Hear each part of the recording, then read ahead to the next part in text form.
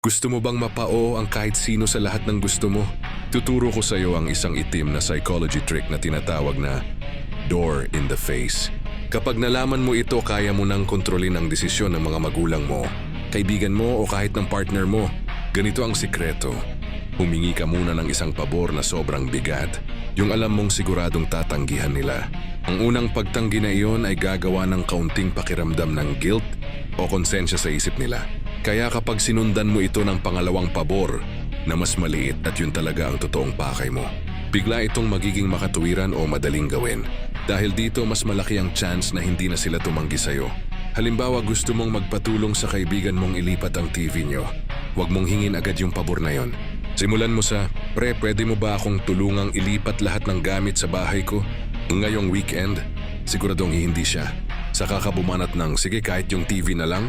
Kalapit bahay lang naman, mga 15 minutes lang." Ngayon magmumula na itong patas na pakiusap at karamihan ng tao papayag na ng hindi nila namamalayan. Madalas ginagamit ito ng mga sales agent, ng mga magulang at maging ng mga magkakasintahan. Kapag natutunan mo ito, magugulat ka na lang kung gaano kadaling pasunurin ang mga tao sa paligid mo. Mahilig ka ba sa sports, live game, PBA, NBA at gusto mong laging updated? Andito na yan sa 1xBet. Kung swerte ka naman sa bet game or casino, baka ito na ang swerte mo, marami kang pagpipilian sa 1xBet. Ano pang iniintay mo? Mag-register ka na sa link sa comment section para makatanggap ng bonus kay 1xBet.